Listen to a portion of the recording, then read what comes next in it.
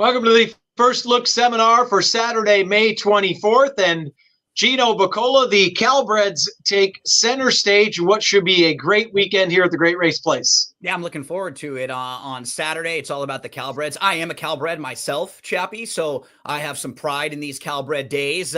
We'll be able to talk about some really good horses. I have some stats and stuff so we can talk about the history of some of these horses that the races are named after. Then Sunday will be about the pups. It's the Corgis that we have on Sunday at Santa Anita. Then on Monday, don't forget Monday Memorial Day racing. There's also going to be 3 graded stakes races in a row.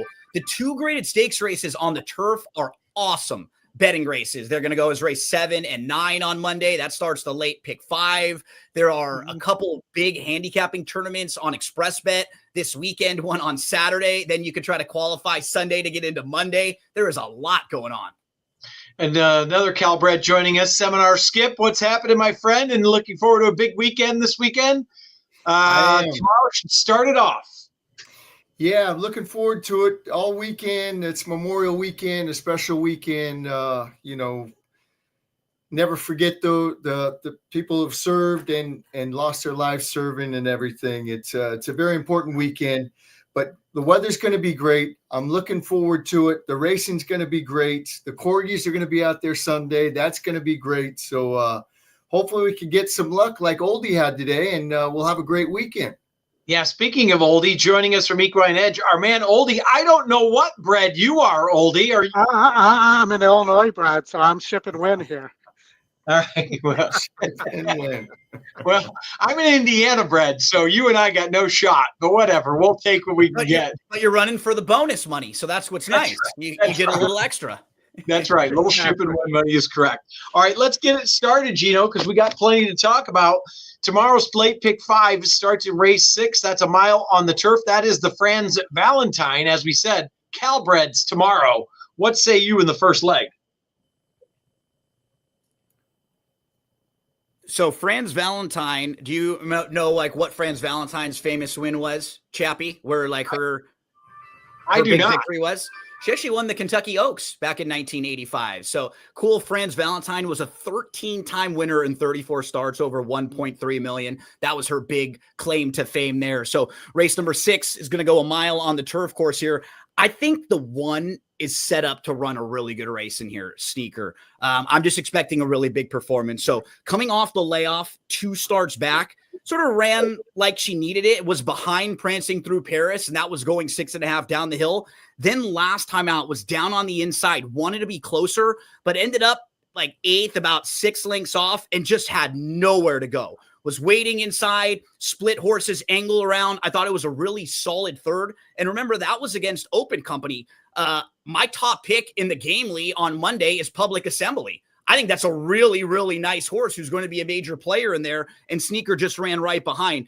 I feel like now 3rd start off the bench where she now has the fitness back where it wasn't against when she faced Prancing Through Paris a couple starts back. She's got a little versatility to her too. She can go, she can sit. I think she's going to be a lot closer early than she was last time out. So I really like her here. I'm going to play a 1 pick 5 ticket where I single her. I mean, others that were in the mix for me, super logical. Maybe one that's like a little outside the box would be Blevy's Tiger, who's going to go 3rd start off the bench. I'll probably use that one on 1 ticket.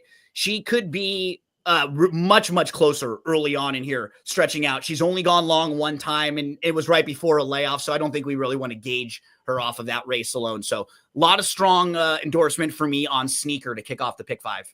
Skipper, anyway, Prancing Through Paris maybe sneaks away on the front end, or do you think either Sneaker or maybe Blevy's Tiger goes with early? I know they're going to be up close.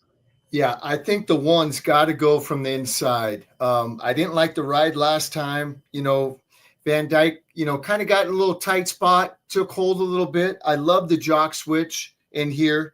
This horse, like Gino said, third race off the layoff. It loves Santa Anita. It loves a mile distance. That was a really, really good race with all that trouble the first 100 yards. I love the 1. I'm singling the 1. All right, so Illinois bred, we got 2 singles on Sneaker. What are your thoughts here from your shipping and winning? All right, well, I'm shipping and winning, and I had Sneaker as my 3rd pick.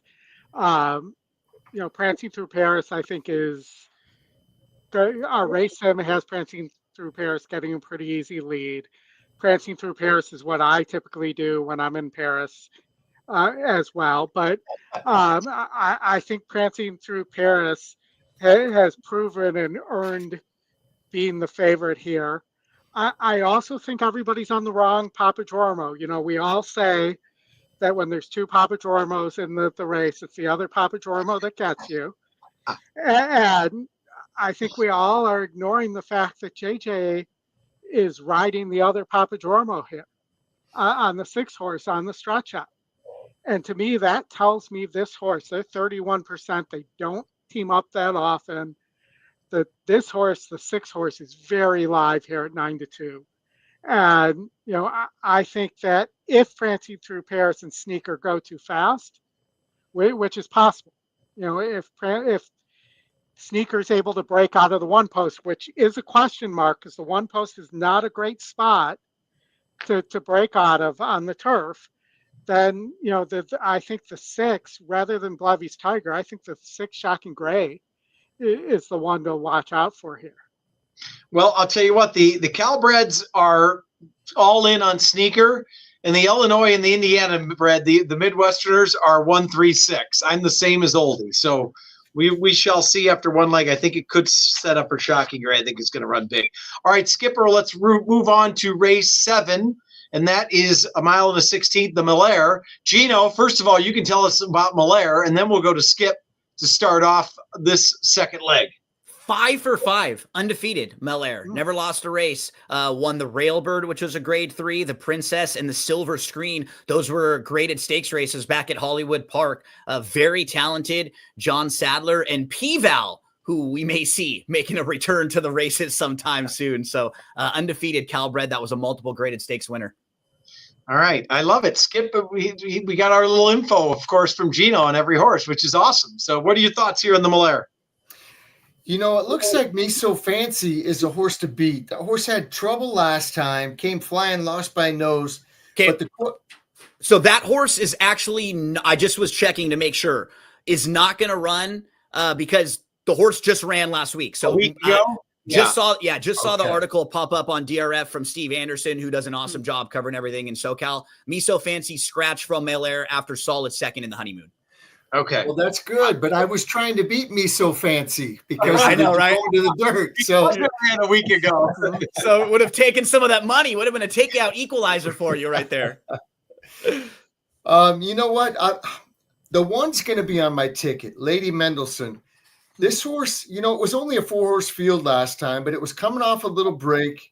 It ran to me like it needed a race. It kind of got wide going in the first turn. Then it was behind How About Pavel. Got tired late. It looked like it kind of ran and needed a race to me. I'm going to put the one on my ticket at 8-1. It obviously won't be 8-1 now that Me So Fancy's out. I'm going to use Almond Joy. This horse, you know, it's unproven around 2 turns, but it is sharp. The last 2 wins have been very nice. Broke its maiden, came right back in the Evening Jewel and won by 2.5 lengths, going away in a pretty impressive race. The other one I'm going to use is the 6. I'm going to let Gino name the horse. Fibonacci's, yeah. Fibonacci's ride. Okay. This horse will be in front.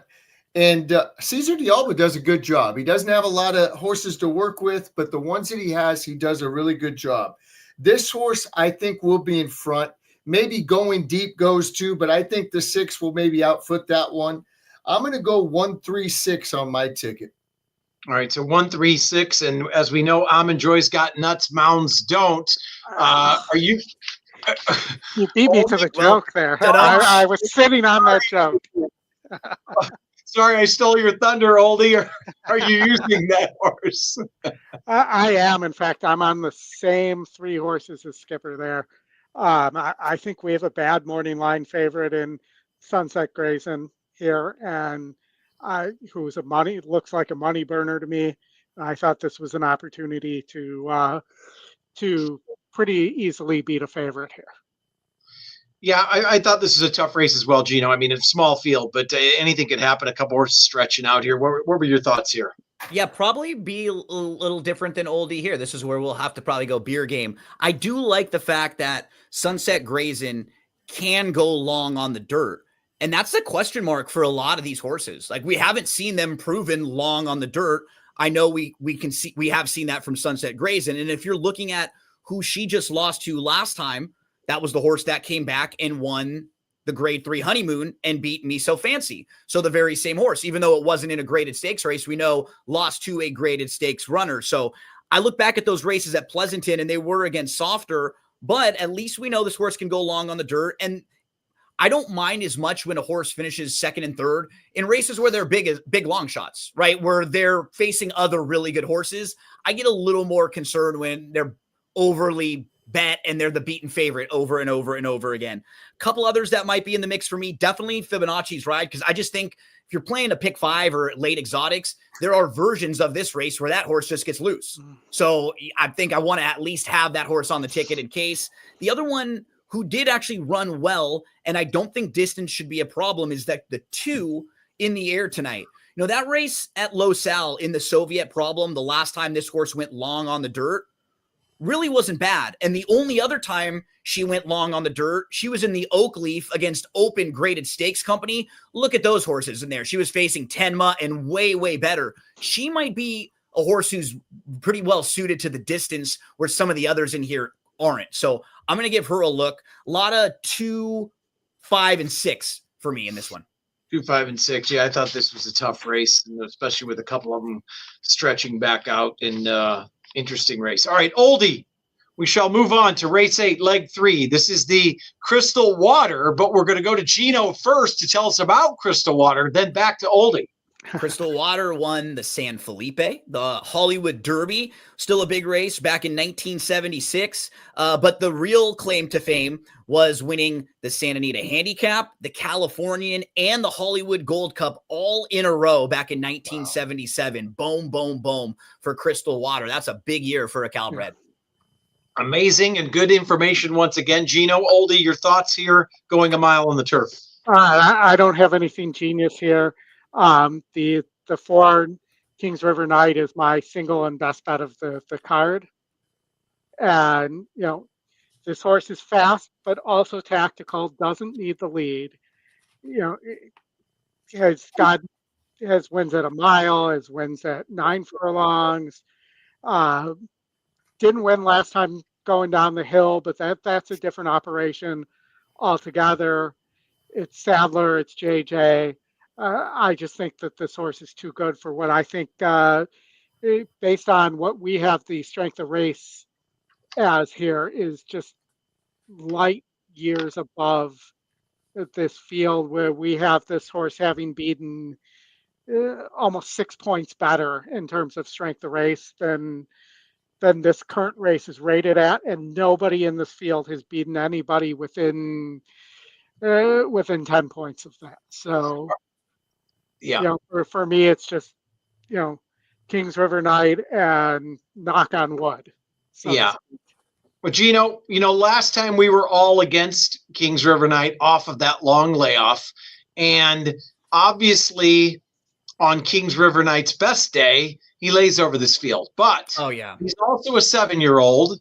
And when you start to throw in those clunkers, right, or when you start to have races like that, you it's in the back of your head. Are you Father Time, right? You start thinking about it a little bit because you wonder. Now, I agree. Like, this is a way better spot too. I mean, even just looking at the price, he wasn't the normal short price he was in that last race because it looked like a tougher spot. There was more speed in there. It didn't look like he was going to get the same sort of soft trip on the front that he normally gets.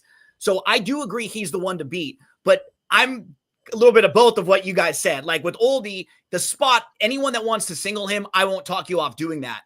I'm getting a little worried though as horses get older. So I want to have 1 or 2 others in here just in case.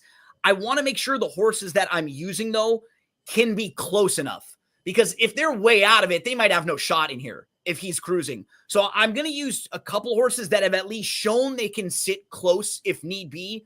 One of them is the 3, Takes 3. Yeah. You know, his last race wasn't bad. It was kind of a wake-up call. 2 starts back, he just missed the break. He had a bad start. He never got involved. And then 3 starts back, he went too long. He was on the front end. I don't think he wants to be on the lead, but I'd love to see him just sitting close to Kings River Knight. And if that horse isn't quite the same horse and doesn't have that same finish, Takes 3 could be one of the horses that takes advantage and maybe falls right into it. The other one for me would be Barely Functional. I'm just kind of curious for him because he's raced 26 times. In his career debut, Gonzalez was up. And then in the next 25 races, Mario rode him. And nothing even against Mario. Like, I've made money with him. I've had races that I probably could have used something else. But it's always curious when there's only one rider that's been riding a horse so often. Do we just see something different from this horse with the new pilot aboard? Do they try to get a little more aggressive? Barely Functional would be the other one for me, because that 6th place finish a few starts back in the Turf Classic is way better than it looks. This horse was 8th, was about 7 lengths off, kind of loomed up into contention, and then was like a little bit flat late. And I think that might have been the mile and an 1/8, but really was close up involved in the race, like at the top of the lane. So I respect Kings River Knight, but I'll try to use a couple others just in case. Like Gino said, Skipper, obviously, I don't think Kings River Knight could have picked a better spot. And unless the 1 goes, also, there is 0 other speed as well. So that's the pace scenario. I mean, looks like the 1's got to send, or this horse is going to walk on the front end. The 7-year-old might be the only thing second off that long layoff, Skip. It's any concern? Yeah, it sure looks like Kings River Knight, the 7-year-old gelding, is the only speed in the race. I mean, it was flying last time right off the pace, 21-1, 43-1, 105-2. Maybe it did the race. I'm just at that short price, I'm trying to beat the horse. Now that it's a 7-year-old, like we've all talked about, getting a little long in the tooth, maybe it's not as sharp. I watched the workouts and it's working good, but I think I've seen this horse work better. So I'm going to use a couple other ones in here. I'm going to use the 3 for all the reasons Gino said. I'm going to use the 5, and the one that Gino did not mention is the 6, Clouseau. I really like the way this horse won last time. I think I gave it out on the radio show. They put Hector Barrios aboard. It ran really good, one going away by 2 1/4 lengths. I think this is a nice claim. And the horse likes to win. 23 starts, 7 wins. So I'm going to hope the 1 goes with the 4 and maybe sets it up with the 3, 5, or 6. All right. So maybe we can go to the paddock and do some further inspection on Clouseau. But Oldie, I didn't want to steal your I thought you might. So I mean, Clouseau would have been my second pick if I had a second pick there. And I did hear that he's speaking on Sassoon. Getting by the jokes today, fellas. I didn't. The out-of-staters didn't send us the memo, Skippy. Yeah. Skippy. Skip was frozen earlier. Now he's left the picture altogether. I don't know if we got mad. He got mad at us, or we just lost him there. But maybe he stole the Pink Panther diamond. All right, we'll see if Skip comes back in. If not, Gino, we move on to race 9. This is 6 furlongs on the main. Allowance optional claimers here. Once again, Calbreds. What are your thoughts here? Obviously, Lady Gregory at a short price. Sharp Ride drawing the rail, but loves Santa Anita. Any of your thoughts in here? Yeah, I'll try to sell you on a little bit of a price in here. So the 5, Elton Sings Another. You go a few starts back. He actually, all the way back to when he breaks his maiden, and he's running some of the better speed figures in the race. And he's got some of the higher ceiling efforts with his win and then his runner-up effort against winners at this level right back. Following that, he goes 6.5 furlongs. It's a little too far for him. You can see he gets a little tired late. Then they tried the turf. Doesn't like the turf. They just took a swing. Then on June the 8th, he finishes 3rd. In that race, he was actually favored over Sharp Ride. But after that race, in June, Elton Sings Another goes to the bench from June all the way to February. He shows back up in February. Again, he runs into Sharp Ride, but it's a race that he probably needs, or she probably needs, because she has not raced since June. Then most recently, she just put a line right through it. She just doesn't have a shot after missing the break. And she's a horse who wants to be much quicker and much closer earlier on. You know, you dig through her last 5 or 6 races, you can find the reasons why she didn't really fire in all of them. She actually was supposed to be she was favored over Sharp Ride when we thought they were on even terms months back. I think this might be a shot for her to be on even terms again, be fit, third start off the bench. I think you're going to get a really good effort from Elton Sings Another in here. So she's going to be in the mix for me, along with the logicals. You know, I do think the 7, Lady Gregory, I feel like she's probably the one to beat. She should have won her last race. She got stuck in some traffic down on the inside. She kind of got stopped, and then she had to angle around late. So I think she's the one to beat. But I do think the 5, Elton Sings Another, is very, very sneaky, and one that a lot of people will probably just dismiss, see the horse lost to Sharp Ride a couple times recently, and then just kind of move past. But dig into the why, and at least has enough speed to get you into the race and give you like a little run for your money. All right, so Skip is back in the fold. We've kind of switched around angles like the Brady Bunch going on. Skip, if you're there, Gino made a good case for the 5, Elton Sings Another at 15-1. What are your thoughts? And the logicals, of course. What are your thoughts here? You know, I'm frozen again, so can you hear me? Yep. Yes. You're good. Okay. All right, here we go. Sorry about that, guys. I'm going to use the 1 Sharp Ride. I like this horse going back to the dirt. That's where it's done all its winning. When Peterson goes turf to dirt, he wins 38%. I don't like the rail draw, but the 1's going to be on my ticket. The other one I'm going to use the other Dean Peterson, the 6, Thirsty Trickster. This horse, since he's taken over, has run really good. Actually, it's run really good in every race except its maiden. This horse is sneaky, and at 12-1, I got to use it. The other ones I'm going to use is Lady Gregory, loves to win. Mullins does a great job with it, Hector Barrios. And then I'm going to use the 8. There's a Silver Lining. This horse is coming in from Keeneland, and I'm telling you, I think this could be a nice claim. This horse could get a really nice trip from the outside. I'm going to go 1, 6, 7, 8, hoping to beat the 7. All right, so we've made a couple cases, Oldie, for a couple of prices in here. Do you like any of them? What are your thoughts here? Everybody seems to be trying to beat Lady Gregory at 7-5. So Thirsty Trickster is my top pick in this race. So, you know, but I think this is a spread race. And you guys all talked about most of the horses I would use. The only one I would add there is the Scotty Longshot, No Cap there, who, you know, seems to just miss every time. And maybe today is the day. You know, at 6-1, I think there's some risk priced into there already with Camara board. You know, been at this level, been very competitive, needs to be close to the lead, and just needs to finish or have the horse on the lead stop. I think maybe is a slight cut below Thirsty Trickster, who we have some really good strength of race numbers on for Peterson. And 12-1's a price that I'm extremely excited about tomorrow.